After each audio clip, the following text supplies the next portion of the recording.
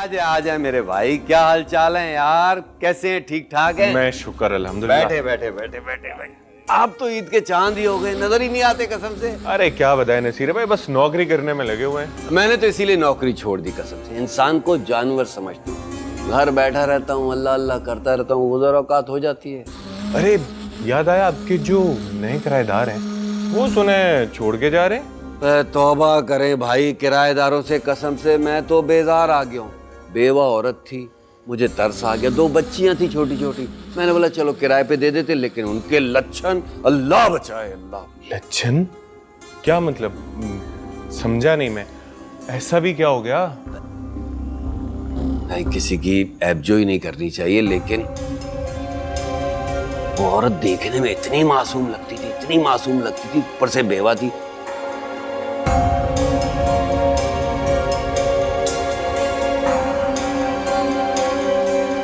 तौबा!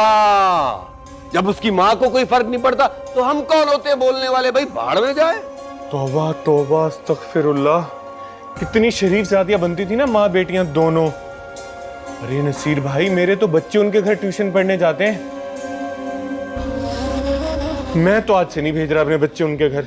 वाह वाह वाह वाह, अपने बच्चे उनके पास ट्यूशन भेज दिए। अरे कुछ तो ख्याल कर लेते। हम मर गए, आपकी भाभी मर गई है, वो किस मर्ज की दवाएं? इनके पास भेजे ट्यूशन। वैसे तो हम लोग पैसे नहीं लेते, अगर अपनी मर्जी से कोई कुछ हाथ पे रख दे तो हम क्या कर सकते हैं? हाँ ये सही है। बस नसीर भाई, भाभी को बता दें आज से बच्चे उनके पास ट्यूशन पढ़ने आएंगे। खुदा हाफिज। अच्छा जी, अल्लाह हाफिज। खुश रहिए, खुश रहिए। भाभी से बात कर ले, मैं भेज रहा हूँ जी, बच्चों जी, को जी। कल से। अस्सलाम वालेकुम मम्मी। वालेकुम अस्सलाम। फाकिया, एक गिलास पानी लेकर आओ। क्या बात है, आज बेटा थकी भी लग रही हो? हाँ अम्मी, आज ऑफिस में काम बहुत था। हाँ बेटे, गर्मी भी बहुत है आज वैसे। अस्सलाम वालेकुम। स्टेट एजेंसी गई थी? हाँ वहीं से आ रही हूँ। गई थी वहाँ? क्या कहा उसने?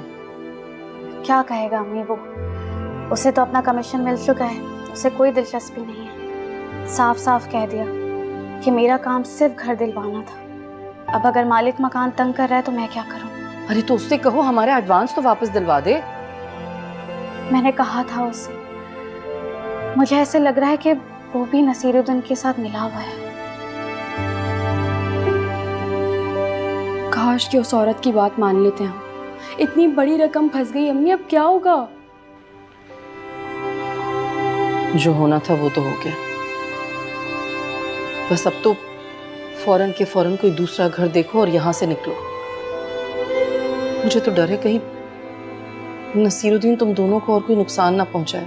बहुत मक्कार आदमी है, हमेशा दिन में आके आपको धमका के चला जाता। अम्मी आइंदा हमारी गैर मौजूदगी में दरवाजा नहीं खोलिएगा। हाँ बेटा, ख्याल रखूंगी मैं आइंदा। फाकिया, मुझे एक कप चाय पिला दो, मेरे सर में बहुत दर्द हो रहा है। हाँ अम्मी, कराती हूँ। खबरदार, अब यहाँ पढ़ने के लिए मत आना। अस्सलाम वालेकुम बहन। क्या हुआ? आपने मेरे सलाम का जवाब नहीं दिया, कोई बात बुरी लगी आपको मेरी? बुरा मत मानना बहन, पूरा मोहल्ला तुम्हारी बेटियों के किरदार पर थू थू कर रहा है और तुम ऐसे मासूम बन के मुझसे पूछ रहे हो जैसे तुम्हें कुछ मालूम ही ना हो। ये झूठ है, सब बहुतान है मेरी मासूम बच्चियों पर। अब ये सच है या झूठ है ये तो अल्लाह बेहतर जानता है, मगर हम तो सिर्फ एक बात जानते हैं कि इस पूरे मोहल्ले में मुंह दिखाने के काबिल नहीं रहे अब तुम लोग। मैं क्या कर सकती हूँ, क्या कह सकती हूँ? सिर्फ इतना ही कहूंगी कि अल्लाह हिदायत दे इन बहुतान लगाने वालों को। हिदायत दे, लानत भेजिए से मोहल्ले पर। चलो बेटा, अब यहाँ नहीं आएंगे पढ़ने।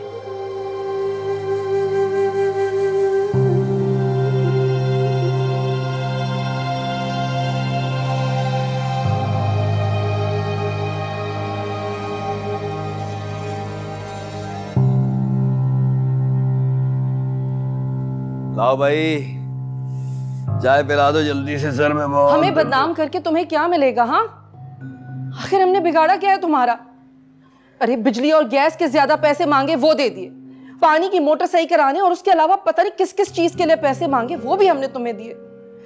फिर भी तुम मेरी बच्चियों को मोहल्ले में बदनाम कर रहे हो। कुछ तो खुदा का खौफ करो। क्या सुबह सुबह आकर मेरा सर खा रही हो हैं? घर छोड़कर जाना है? जाओ, आइंदा मेरे घर में कदम मत रखना। चलो जाओ यहाँ से। नसीरुद्दीन, इंसान नहीं हो, शैतान हो तुम, शैतान। याद रखना, जो दूसरे के साथ बुरा करता है उसके साथ भी बहुत बुरा होता है। अबे जब मेरे साथ बुरा होगा ना भाई, तब मैं देख लूंगा। अभी बद्दुआएं देना बंद करो। वैसे मैंने सुना नया घर तलाश कर रहे हो तुम लोग, हैं? ढूंढो ढूंढो, कोई परेशानी की बात नहीं, लेकिन एक बात याद रखना, वो जो 2 लाख रुपए एडवांस के मुझे दिए हुए ना, उसे भूल जाना। वो नहीं मिलेंगे तुम लोगों को। कैसे नहीं मिलेंगे? कैसे नहीं दोगे तुम मेरे बच्चियों के पैसे?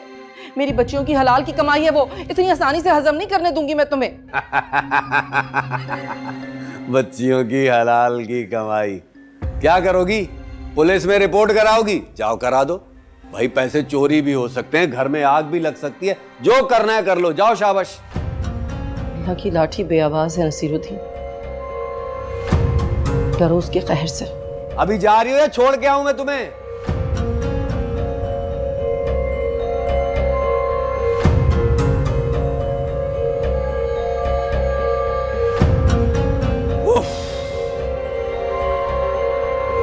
चाय लाइए ना मेरे लिए।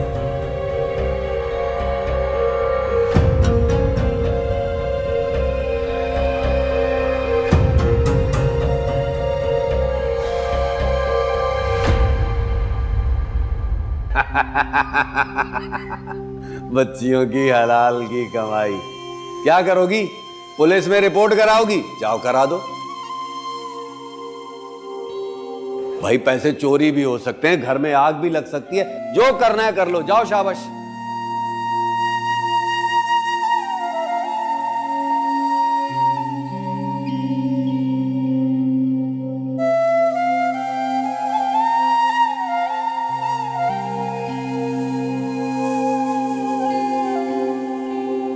अम्मी,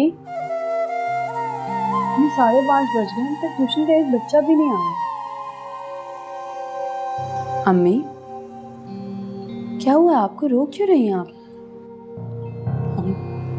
हम यहाँ नहीं रहेंगे, बस हम ही घर छोड़ देंगे। कहीं भी चले जाए, एक कमरे का घर ले ले, मैं उसमें गुजारा कर लूंगी, लेकिन अब इस घर में नहीं रहना मुझे। ठीक है अम्मी, हम घर शिफ्ट कर लेंगे, लेकिन आपको अचानक से क्या हुआ? मुझे कुछ नहीं हुआ।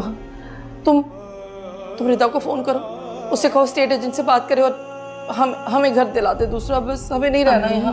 अम्मी मेरी बात सुन, घर शिफ्ट करना इतना आसान नहीं, कम से कम भी 2-3 हफ्ते चाहिए, और फिर नसीरुद्दीन हमारा एडवांस भी वापस नहीं कर।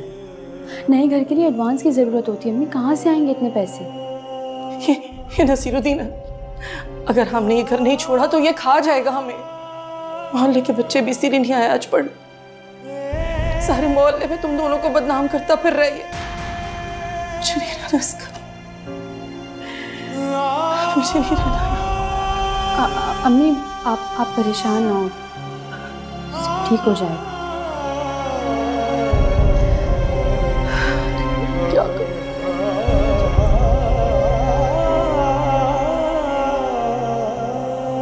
कराची सर्कुलर रेलवे ट्रैक पर कायम तजावुजात के खिलाफ ऑपरेशन आज शुरू किया जाएगा। पहले मरहले में गुलबर्ग और लियाकताबाद में रेलवे ट्रैक से तजावुजात खत्म किए जाएंगे। कराची सर्कुलर रेलवे के 43 किलोमीटर तवील रास्ते के अतराफ लगभग 5000 से ज्यादा मकानात और बुलंदबाला इमारतें कायम हैं। कमिश्नर कराची इफ्तिखार शलवानी के मुताबिक रेलवे की कुल 580 एकड़ अराजी पर कब्जा है, जिसे छुड़ाना है। तफसीलात बताएंगे जियो न्यूज के नुमाइंदे। हमारा घर भी तो रेलवे ट्रैक के साथ ही लगता है। जब भी तेरे मुंह से निकलेंगी ना कसम से खुराफात ही निकलेंगी, ढंग की बात कभी मत करना तू। हमारा घर ही। अच्छा ये चाय रखिए, ठंडी हो जाएगी। जी, कराची सर्कुलर रेलवे पर कायम तजावुजात के खिलाफ ऑपरेशन का पहला मरहला जो है वो आज से शुरू होगा। जो भी नई गवर्नमेंट आती है ना, उसके यही ड्रामे होते हैं। अब इस शहर में सर्कुलर ट्रेन चल ही नहीं सकती। 2 दिन के ड्रामे, उसके बाद सन्नाटा। सिर्फ आवाम को परेशान करना है इन लोगों ने। लेकिन 1 लाख रुपए आएंगे कहाँ से? काश के हमारा अपना घर होता, तो यूं किराए के घर में धक्के ना खाने पड़ रहे होते। मुझे ऑफिस से एडवांस भी नहीं मिल सकता, वरना मसला ही हल हो जाता।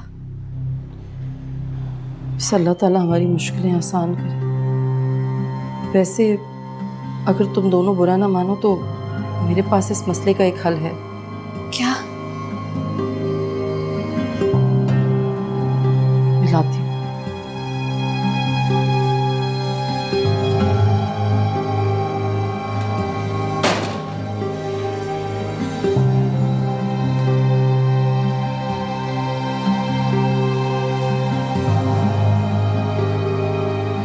तो ये तुम्हारे अब्बू ने बनवाई थी मेरे लिए, इन्हें बेचकर घर का एडवांस दे दो। अम्मी आप ये क्या कह रही हैं? आपको याद है ना पापा ने कितने अरमान से ये 2 चूड़ियां बनवाई थी आपके लिए। हाँ बेटे, लेकिन अब तुम्हारे बाबा इस दुनिया में नहीं रहे। अगर वो आज जिंदा होते तो हमें ऐसा करने का सोचना भी ना पड़ता। नसीरुद्दीन, तुम्हें अल्लाह पूछेगा। बेटा इसके अलावा कोई चारा भी नहीं है। इन्हें बेच दो और घर का एडवांस दे दो ताकि हम जल्द से जल्द इस जहन्नुम से निकलें। अम्मी देखिएगा, एक दिन मैं आपके लिए बहुत बड़ा सा घर खरीदूंगी और इसमें सिर्फ हम लोग रहेंगे। इंशाअल्लाह।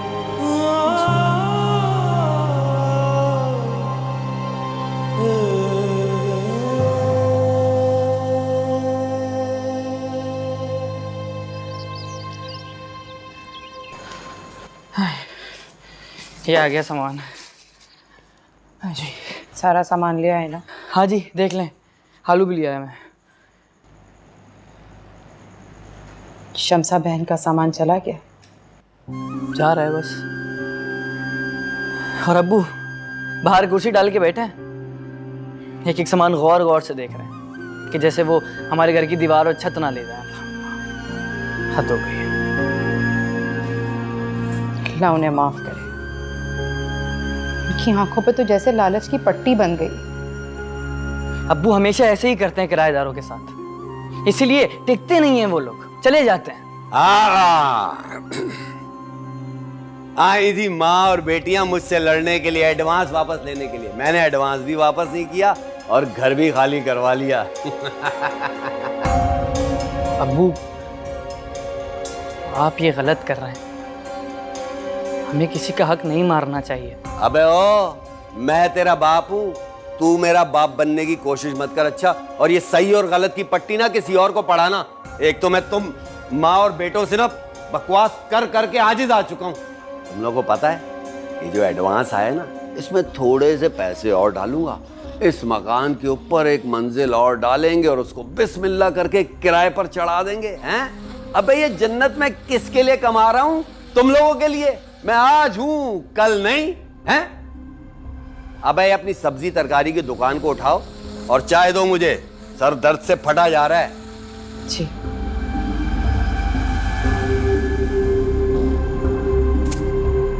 हौल वला कुव्वत। पैसा पैसा पैसा, पता नहीं इस शख्स ने पैसे के पीछे क्यों दौड़ लगाई हुई है। वो इसलिए क्योंकि उनको पैसों की हवस हो गई है, और हवस का कभी पेट नहीं भरता। मेरी तो हिम्मत ही नहीं हुई कि शमसा बहन को खुदा हाफिज कहने जाती। अरे किस मुंह से करती मैं उनका सामना? सही कह रही हैं, उन्हें मैं मुंह दिखाने के लायक नहीं छोड़ा। देखते हैं कौन आता है इनकी जाल में दूसरा। अल्लाह सबको मुश्किलात से बचाए, बस दुआ ही कर सकते हैं, और क्या कर सकते हैं।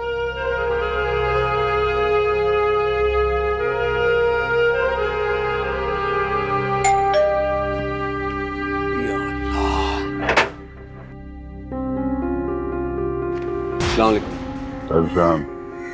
तुम नसीरुद्दीन हो? जी जी, मैं नसीरुद्दीन। देखिए, हम कोर्ट की तरफ से आए।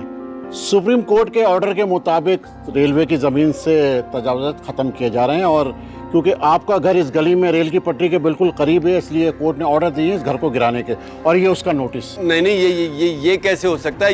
ये नहीं हो सकता। ये तो बहुत पुराना घर है मेरा। ये और नोटिस गलत होगा। ये तो उस वक्त सोचना चाहिए था जब नाजायज जमीन खरीद कर मकान बना रहे थे।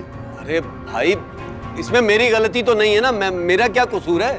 देखिए, गलती किसी की भी है, भुगतनी अब आपको पड़ेगी, क्योंकि इस घर में आप रहते हैं। अगले जुम्मे तक ये मकान खाली कर देना।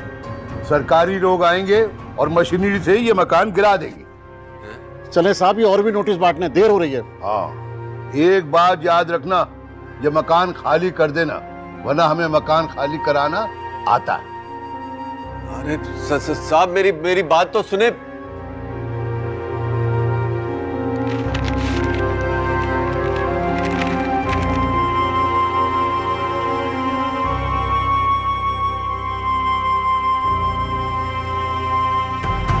खालिद, ये सब तुम्हारे अमाल का नतीजा है नसीरुद्दीन। आ गया वो दिन आ गया जिसके लिए मैं डरती थी, तुम्हें रोकती थी, लेकिन तुम्हारी समझ में तो कुछ नहीं आ रहा था, कुछ दिखाई नहीं दे रहा था तुमको, क्योंकि तुम्हारी आंखों पे लालच की और हवस की पट्टी बंधी हुई थी। कुछ नहीं दिखा तुम्हें, ना किसी की मजबूरी, ना किसी की यतीमी, बस हंसते खेलते घर से दर बदर कर दिया। देख लो मेरे अल्लाह का इंसाफ, तुमने लोगों को दर बदर किया और आज हम दर बदर होने को है। तुम ठीक कह रही हो बेगम, तुझे मजलूमों की बद्दुआएं लग गई। मैं फिरौन बनकर उनसे फायदा हासिल करता था, उन्हें अपना ये घर किराए पर देता था और उसके बाद धक्के देकर घर से निकाल देता था। इसी वजह से उस ऊपर वाले ने मेरे कदमों से मेरी जमीन छीन ली। यही मकाफात है हमारे अब्बू। कभी दिल जो तोड़े हैं मैंने, बड़ी भूल मुझसे हुई है। वो जो चोट मैंने लगाई मेरे दिल पे भी आ लगी है।